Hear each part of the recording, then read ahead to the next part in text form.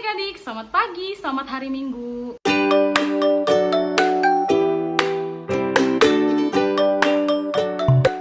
Kakak mau sapa dulu ya. Apa kabar? Luar biasa? Yes, yes, yes. Wah, seneng banget nih. Hari ini kakak bisa ketemu lagi sama adik-adik kelas pra-remaja. Selama 4 minggu ke depan, adik-adik yang kelas pra-remaja akan sekolah minggu sama Kak Suri. Oke adik-adik, gimana nih kabar adik-adik semua? Kakak berharap adik-adik dalam keadaan yang luar biasa baik, sehat, semangat terus untuk menjalani kehidupan adik-adik. Nah, kakak dengar-dengar beberapa sekolah juga sudah mulai melakukan pembelajaran tatap muka atau pembelajaran secara offline. Wah, senang banget ya adik-adik ya. Akhirnya ada titik terang dari pandemi ini adik-adik. Itu semua karena Tuhan Yesus sayang sama kita dan karena Tuhan Yesus juga mendengar doa-doa kita selama ini. Nah adik-adik, tapi kakak mau ingetin nih sama adik-adik, untuk adik-adik yang harus beraktivitas di luar rumah, jangan lupa untuk tetap melakukan protokol kesehatan. Apa aja adik-adik? Mencuci tangan, menggunakan masker, tidak berada di kerumunan dalam waktu yang lama. Supaya apa? Supaya adik-adik dan juga keluarga adik-adik di rumah dapat terus terhindar dari virus dan segala penyakit. Oke adik-adik? Oke, sebelum kita mulai sekolah minggunya, kakak mau ajak adik-adik untuk berdoa pembuka dulu ya. Mari kita bersatu di dalam doa. Selamat pagi Tuhan Yesus, terima kasih untuk penyertaan Tuhan kepada setiap kami hari lepas hari ya Bapa. Kami boleh melakukan aktivitas kami selama seminggu kemarin dalam tuntunan tangan Tuhan, dan sebentar kami juga akan bersekolah minggu bersama-sama ya Tuhan Yesus. Kiranya Tuhan memberkati Tuhan sekolah minggu ini, Tuhan memberkati Kak Suri yang akan memberitakan firman Tuhan, dan Tuhan juga memberkati setiap kami ya Bapa, agar firman, agar cerita Alkitab yang disampaikan pada hari ini dapat kami mengerti, kami lakukan dalam kehidupan kami sehari-hari, dan dapat menjadi teladan yang baik untuk kehidupan kami. Terima kasih Tuhan Yesus, terima kasih Bapa, haleluya, amin. Oke adik-adik, sebelum kita mendengarkan firman Tuhan, kakak mau kita semua, adik-adik dan juga kakak, untuk menyiapkan hati dan pikiran kita mau angkat satu buah pujian, kusiapkan hatiku Tuhan.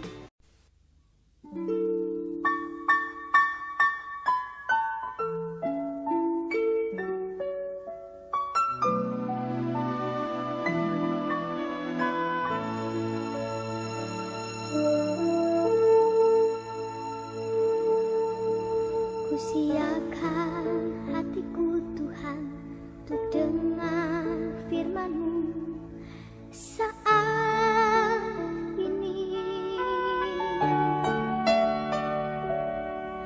Ku sujud menyembah-Mu Tuhan, masuk hadirat-Mu saat ini. Curahkan Tuhan bagi jemaat-Mu saat ini. Ku siapkan hatiku Tuhan untuk dengar firman-Mu.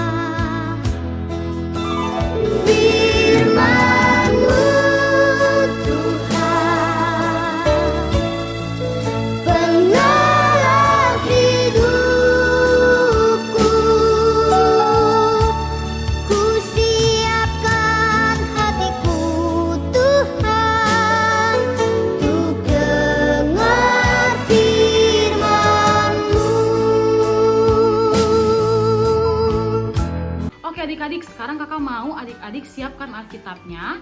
Kita mau baca sama-sama perikop untuk hari ini yang terambil dari 1 Raja-Raja 21 ayat 1 sampai 10.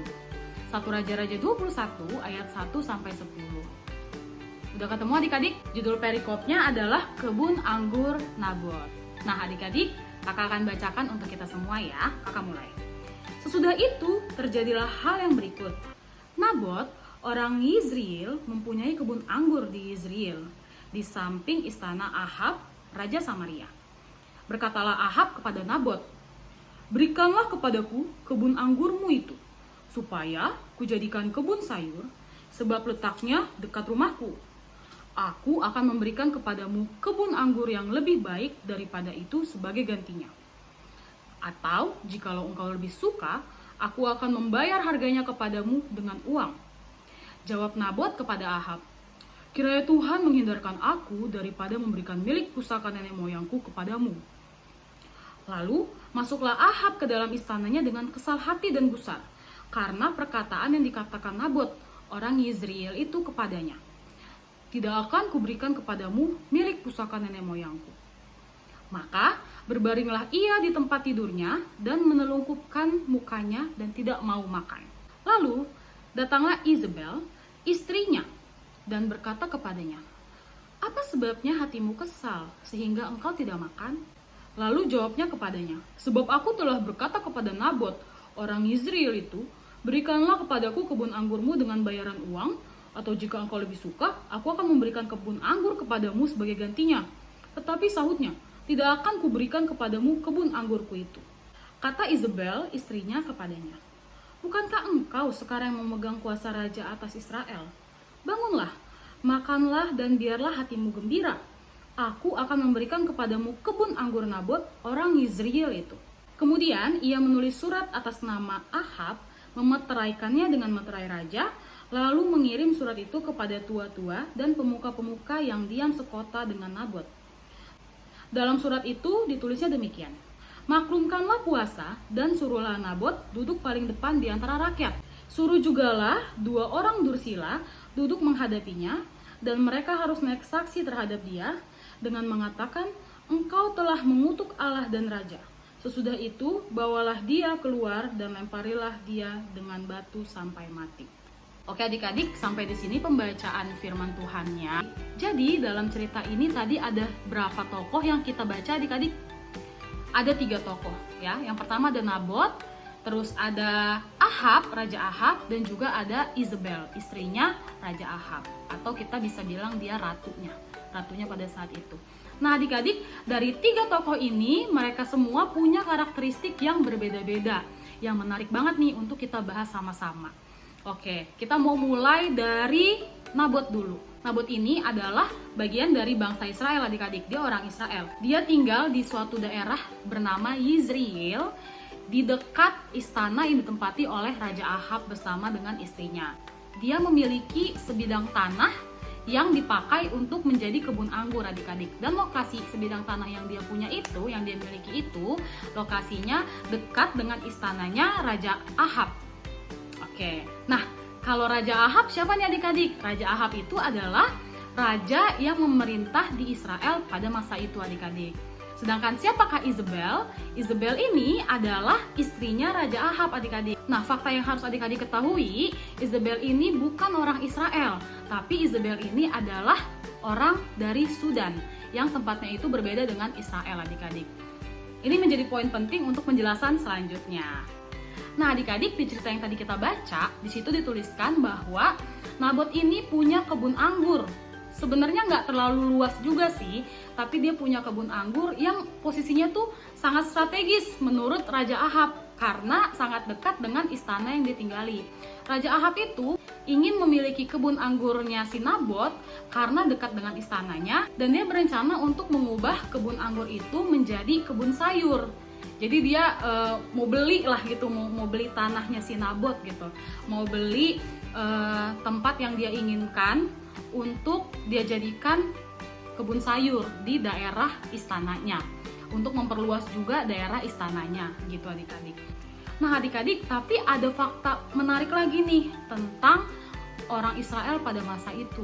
Jadi bangsa Israel itu punya aturan mengenai tanah pusaka atau tanah warisan. Jadi adik-adik, tanah yang dimiliki oleh Nabot ini adalah tanah warisan dari orang tuanya adik-adik, atau dari nenek moyangnya. Nah aturannya di bangsa Israel itu, tanah warisan atau yang disebut dengan tanah pusaka tidak bisa diperjualbelikan, digadaikan, atau diberikan ke orang lain adik-adik. Kalaupun terpaksa, tanah pusaka itu hanya boleh diberikan atau digadaikan atau dijual ke keluarga terdekat. Itu adalah aturan yang dipercayai mereka, yang ditaati mereka pada saat itu. Nah, Raja Ahab yang menjadi raja pada saat itu seharusnya memahami betul adik-adik aturan yang ada pada bangsa Israel, aturan yang mereka sepakati secara bersama adik-adik. Nah, tapi Raja Ahab ini seperti pura-pura tidak tahu. Karena dia menginginkannya, dia harus mendapatkannya adik-adik. Jadi ketika dia usaha, dia mempengaruhi Nabot untuk siapa tahu nih Nabot tergoda nih untuk memberikan tanah itu kepadanya. Karena dia menawarkan juga sejumlah uang, dia bisa beli atau dia bisa gantikan dengan tanah yang lebih besar, tanah yang lebih luas, tanah yang lebih subur adik-adik. Tapi Nabot taat peraturan, dia tahu kalau itu tidak boleh, maka dia menolak penawaran itu. Nah adik-adik, ketika Nabot menolak, sikap apa sih yang ditunjukkan oleh Raja Ahab? Raja Ahab ini ngambek adik-adik. Ada nggak di sini adik-adik yang kalau misalnya permintaan yang nggak diturutin terus ngambek? Nah, Raja Ahab tuh seperti itu adik-adik. Sebenarnya lucu ya, karena Raja Ahab ini pasti udah bapak-bapak, dia sudah menikah, tapi dia masih ngambek adik-adik. Dia kesel, terus dia mogok makan di rumah. Dia menelungkupkan mukanya sambil tiduran, terus dia ngambek, dia nggak mau makan, mogok makan. Terus istrinya nih, tadi si Ratu Isabel datang, bertanya dong, kenapa nih? Kok suamiku nggak mau makan? Kok pulang-pulang ngambek gitu, kok pulang-pulang bete gitu. Terus ditanya nih sama si Isabel, kenapa kok nggak mau makan? Terus si Raja Ahab ini cerita nih kalau dia gagal menawar tanah yang dimiliki oleh Nabot. Padahal Raja Ahab ini udah mau banget gitu, dia udah punya planning gitu, mau dijadiin apa tempat itu, mau dibikin seperti apa. Tapi dia kecewa karena si Nabot ini nggak mau mendengarkan perintahnya. Si Nabot ini nggak mau menuruti keinginannya. Nah, karena si Isabel ini, fakta yang tadi yang pertama yang kakak sebutkan, bahwa si Ratu Isabel ini bukan orang Israel. Jadi dia nggak tahu nih, ada aturan kalau tanah pusaka itu tidak bisa diperjualbelikan. Karena dia nggak tahu, akhirnya dia bilang sama Raja Ahab, ya udah makan gitu. Nanti aku akan ambil. Pokoknya aku akan beli tanahnya si Nabot untuk kamu gitu. Karena dia nggak tahu ya aturannya. Karena tadi aturan di bangsa Israel itu tidak boleh memperjualbelikan tanah pusaka. Tapi karena Isabel ini bukan orang Israel, dia orang Sudan, dia nggak tahu tuh kalau ada aturan itu. Nah adik-adik, si Isabel ini melakukan cara curang juga adik-adik. Tadi di ayat yang ke 8 ya. Di ayat yang ke-8 dia bikin surat atas nama Raja Ahab. Dia ngerasanya gini, lah suamiku kan raja di sini, kok ada sih yang tidak menuruti perintahnya atau menuruti kemauannya. Nah adik-adik, Isabel akhirnya membuat surat palsu atas nama Raja Ahab yang ditandatangani, dimeteraikan juga oleh Raja Ahab. Lalu dia berikan ke tua-tua Israel yang berisi dia ingin meminta seluruh bangsa Israel untuk berpuasa. Nah ketika berpuasa itu adik-adik, dia mengirim saksi-saksi palsu adik-adik. Nah adik-adik, 2 orang saksi ini diminta untuk bersaksi palsu bahwa Nabot telah mengutuk dan menghujat Allah adik-adik pada saat puasa yang berlangsung itu adik-adik. Dan hukuman di bangsa Israel pada saat itu untuk orang yang menghujat atau mengutuk Allah adalah hukuman mati adik-adik, dengan cara dilempari oleh batu. Nah kisah selanjutnya, akhirnya Raja Ahab itu mendapatkan tanah itu adik-adik, tapi dengan cara yang tidak baik yang dilakukan oleh istrinya, yaitu si Isabel.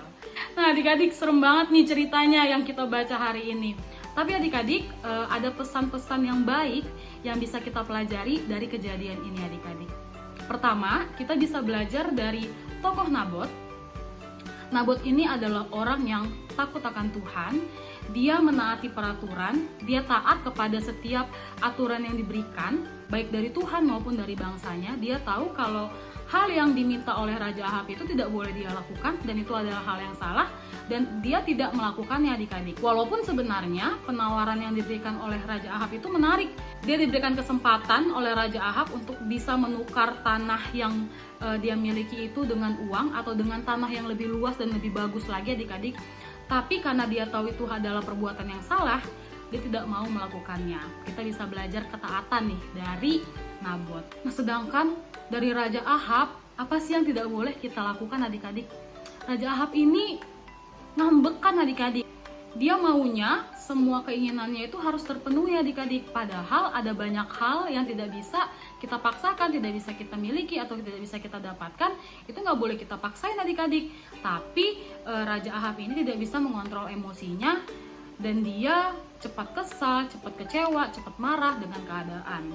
Nah, sedangkan adik-adik, istrinya Ratu Isabel, cara yang dilakukannya ternyata salah banget adik-adik. Dia mengambil cara curang adik-adik untuk mendapatkan sesuatu. Dia menyuruh orang untuk bersaksi dusta adik-adik tentang orang lain. Dia membuat orang yang tidak bersalah menjadi menerima hukuman adik-adik agar bisa mendapatkan tanah yang diinginkan oleh suaminya. Sikapnya juga nggak baik ya adik-adik ya.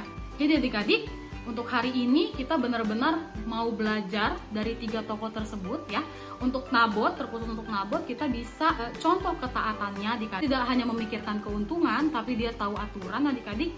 Dan juga kita bisa belajar dari 2 tokoh untuk tidak ikut seperti mereka adik-adik, untuk tidak melakukan hal-hal yang mereka lakukan adik-adik. Kita tidak mau seperti Raja Ahab yang tidak bisa mengontrol emosinya, yang tidak bisa bijaksana dalam mengatur emosinya. Kita juga nggak mau seperti Isabel. Isabel ini curang orangnya ya, dia menghalalkan segala cara untuk mendapatkan sesuatu. Nah adik-adik, jadi pesan minggu ini adalah kita mau taat seperti Nabot dalam menjalani perintah Allah adik-adik. Kita mau mencontoh ketaatan Nabot. Bahkan untuk penawaran-penawaran yang menarik yang bisa menguntungkan dia menolaknya dan dia memilih untuk menaati perintah Allah adik-adik, menaati aturan yang ada. Nah, untuk contoh sehari-harinya, berarti sikap apa sih yang harus kita lakukan? Kita harus taat kepada perintah orang tua kita, ya, kepada perintah Tuhan. Kita harus rajin baca Alkitab biar kita tahu perintah Tuhan apa aja. Terus kita juga harus taat kepada orang-orang yang lebih dewasa adik-adik. Kita harus taat kepada guru. Contoh kecurangan yang tidak boleh kita lakukan, misalnya kalau di sekolah, biasanya yang paling menggoda tuh adalah mencontek. Adik-adiknya takut nih, aduh males deh kalau misalnya nilainya jelek nanti dimarahin mama, mendingan nyontek aja deh gitu. Sebenarnya itu nggak boleh adik-adik ya. Kalau adik-adik mencontek, adik-adik sama aja curang dan itu adalah perbuatan dosa. Dan itu menyakiti hati Tuhan. Jadi adik-adik harus belajar untuk jujur, biar adik-adik ketika mendapatkan hasilnya juga senang. Senang itu beda adik-adik. Kalau adik-adik mencontek sama adik-adik mengerjakan dengan jujur, dengan belajar, adik-adik akan lebih puas kalau adik-adik mengerjakan sendiri secara jujur. Ketika adik-adik dapat hasilnya, adik-adik akan lebih bahagia adik-adik. Nah, kalau misalnya untuk contoh di rumah, ketika mamanya minta adik-adik untuk jaga rumah nih, misalnya mama papanya lagi pergi keluar, terus adik-adik diminta untuk jaga rumah, untuk jaga adik di rumah, untuk jaga adiknya di rumah. Terus adik-adik bohong nih, adik-adik tinggalin adiknya di rumah, terus adik-adik main keluar. Itu nggak boleh juga ya adik-adik ya. Ketika kita dimintain tolong, ketika kita diberikan kepercayaan, kita harus menaatinya, kita harus menjadi anak-anak yang taat, kita harus melakukannya juga adik-adik. Ketika adik-adik udah bilang iya, berarti adik-adik harus melakukannya. Kecuali adik-adik bilang dari awal kalau adik-adik nggak bisa jaga rumah, adik-adik mau pergi, mau main, itu nggak apa-apa. Tapi kalau misalnya adik-adik bilang iya, berarti adik-adik harus taat dengan apa yang menjadi janji adik-adik. Adik-adik harus belajar untuk melakukan tanggung jawab adik-adik. Oke adik-adik, firman Tuhannya udah selesai, sekolah minggunya juga udah selesai. Semoga adik-adik bisa belajar hari ini untuk menjadi anak-anak sekolah minggu dan juga anak-anak Tuhan yang mau taat untuk hal-hal yang baik adik-adik. Oke, kakak mau kasih tugas nih untuk adik-adik di rumah untuk membuat wayang adik-adik. Wayang untuk ditampilkan di acara Natal sekolah minggu di bulan Desember. Nah, wayangnya apa aja nanti akan kakak daftarkan di description box ya. Atau adik-adik boleh tanya ke kakak lewat nomor WhatsApp kakak yang di sini. Nanti kakak akan bagi per orang mengerjakan wayangnya seperti apa. Dan nanti video tutorialnya juga akan di-share di YouTube GKP Seroja untuk adik-adik bisa lihat. Nah adik-adik, nanti sekolah minggu akan menyediakan kit. Isinya nanti keperluan-keperluan yang adik-adik perlukan untuk membuat wayang tersebut. Nah kitnya nanti bisa mulai diambil di Pastori mulai minggu depan adik-adik. Jadi minggu kedua Oktober adik-adik sudah bisa ambil kitnya di Pastori. Nanti udah ada nama-namanya juga yang kakak bagi sesuai dengan tokoh yang harus adik-adik buat. Oke? Oke adik-adik, kalau gitu sekolah minggunya udah selesai. Sekarang kita mau tutup dalam doa. Mari kita bersatu di dalam doa. Selamat pagi Tuhan Yesus, terima kasih untuk penyertaan Tuhan dalam sekolah minggu kami ya Bapak. Kami boleh mendengarkan firman Tuhan dengan baik. Kami boleh belajar ya Bapak mengenai satu tokoh yaitu Nabot. Dengan ketaatannya ya Bapak, dalam tekanan yang besar, dia tetap taat kepada perintah Tuhan. Untuk itu Tuhan, kami juga mau Tuhan belajar seperti Nabot yang taat. Kami mau taat Tuhan untuk setiap aturan-aturan, setiap perintah-perintah yang diberikan kepada kami ya Bapak. Kami mau dengar-dengaran juga dengan firman Tuhan. Dan kami juga mau Tuhan untuk menjadi anak-anak yang baik ya Bapak. Tuhan Yesus, sebentar juga kami ingin melakukan aktivitas kami selanjutnya. Kiranya Tuhan yang selalu sertai kami ya Tuhan Yesus, apapun yang kami lakukan, Tuhan yang selalu sertai kami dimanapun kami berada ya Bapa. Tuhan, kami juga mau berdoa Tuhan untuk keluarga kami, Tuhan yang memberikan kesehatan dan keselamatan kepada orang tua kami, Bapak, kakak adik kami, dimanapun kami berada. Tuhan juga yang memberikan sukacita dan damai sejahtera di keluarga kami ya Bapak. Tuhan berkati juga Tuhan sekolah kami, untuk beberapa dari kami yang sudah mulai sekolah secara offline. Tuhan kiranya memberkati Tuhan agar dalam sekolah offline ini Tuhan semua dapat dilancarkan, tidak akan ada hal-hal yang buruk ya Bapak. Dan Tuhan juga memberkati Tuhan para guru-guru yang mau berdedikasi Tuhan untuk mengajarkan kami Tuhan dalam pandemi ini Tuhan. Tuhan yang berikan kesehatan dan keselamatan juga kepada mereka. Tuhan juga memberkati Tuhan gereja kami dalam proses segala proses yang harus dilalui untuk membangun gedung gereja. Tuhan yang selalu sertai ya Bapak. Tuhan berkati juga bangsa dan negara kami ya Bapak, agar terhindar dari segala macam mara bahaya ya Bapak. Tuhan Yesus, doa yang jauh dari sempurna ini kami alaskan ke dalam tangan pengasihan Tuhan yang telah mengajarkan kami berdoa. Bapa kami yang di surga, dikuduskanlah namamu, datanglah kerajaanmu, jadilah kehendak-mu di bumi seperti di surga. Berikanlah kami pada hari ini makanan kami yang secukupnya, dan ampunilah kami akan segala kesalahan kami, seperti kami juga mengampuni orang bersalah pada kami. Dan janganlah membawa kami ke dalam pencobaan, tetapi lepaskanlah kami daripada yang jahat, karena Engkau yang punya kerajaan dan kuasa dan kemuliaan sampai selama-lamanya. Amin. Oke adik-adik, sekolah minggu udah selesai.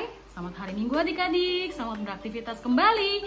Tuhan Yesus memberkati. Bye.